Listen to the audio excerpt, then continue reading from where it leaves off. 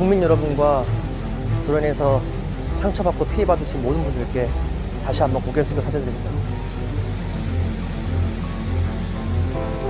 제가 어떤 말씀 드리는 것보다 진실된 답변으로 성실하게 조사 임하겠습니다. 감사합니다.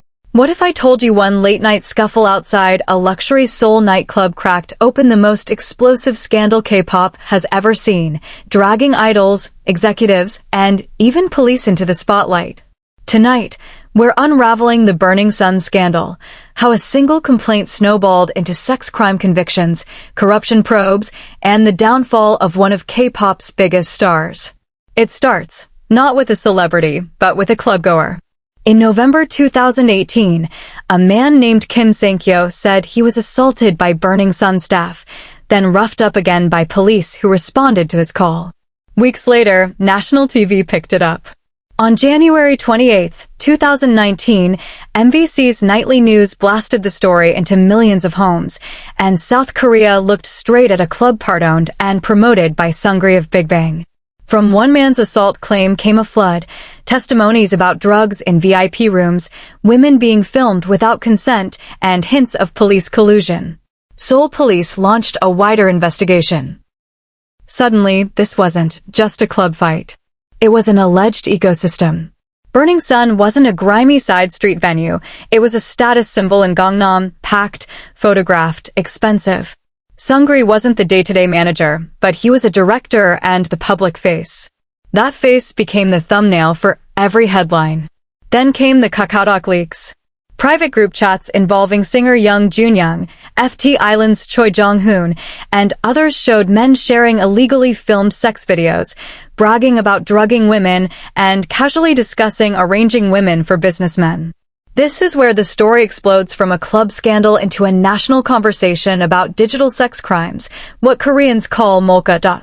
A BBC investigation later documented how secret filming and distribution had become widespread, thousands of cases annually fueling public outrage and mass protests led by women demanding tougher enforcement. As the leaks piled up, Seoul Metropolitan Police formed special teams to chase leads on drugs, hidden cameras, and alleged police bribery linked to Gangnam clubs, including Burning Sunday senior officers were questioned. Lines between nightlife money and law enforcement were scrutinized in public.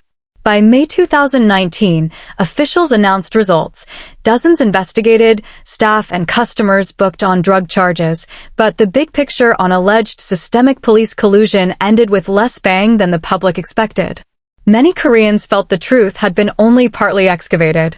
Meanwhile, Seungri faced 9 criminal charges, including mediating prostitution for investors, embezzlement tied to the club and related businesses, habitual illegal overseas gambling, and sharing an illicit photo. He retired from entertainment as the storm broke, and prosecutors pressed for an arrest warrant in May 2019.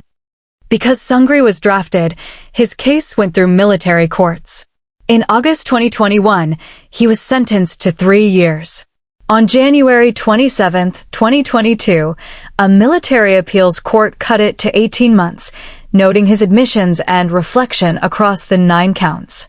On May 26, 2022, Korea's Supreme Court upheld that 18-month term. He completed the sentence and was released in February 2023. The chat rooms didn't just ruin reputations, they sent people to prison. Jung Joon-young admitted to illegally filming and distributing sex videos and was convicted of sexual assault in a separate case. He served time and, by March 2024, was released after completing a reduced term through appeals. Choi Jong-hoon faced convictions related to sexual assault and illegal filming and left the industry entirely. Behind the legal headlines were women who said they were drugged, filmed, and violated, and a whistleblower who turned over chat logs that cracked the case open. The Burning Sun story was never only about celebrities. It was about a culture where hidden cameras and digital distribution made violation instant and permanent, and the man who first set the dominoes moving, Kim Sang-kyo, spent years fighting his own legal battles as the system tested his claims and character. Recent coverage revisited his case and the messy path from witness to suspect and back again in the public eye. Did Burning Sun change Korea? In some ways, yes. It forced a conversation about molka, victim protection, and the power celebs and money wield in nightlife. It led to task forces, stricter scrutiny on clubs, and higher public awareness. But in other ways, the sense lingers that not everything was uncovered, that certain connections were too deep, and some consequences too light. The Burning Sun scandal wasn't just a K-pop problem. It was a mirror. It reflected how fame shields predators, how tech accelerates harm, and how institutions bend under pressure. A club fell. Careers ended. Some served time. But the real question is whether the industry, and all of us consuming it, actually learned anything. Drop your thoughts below. Did justice land where it should? And what safeguards should exist inside entertainment companies and law enforcement, so we never need another Burning Sun to wake us up?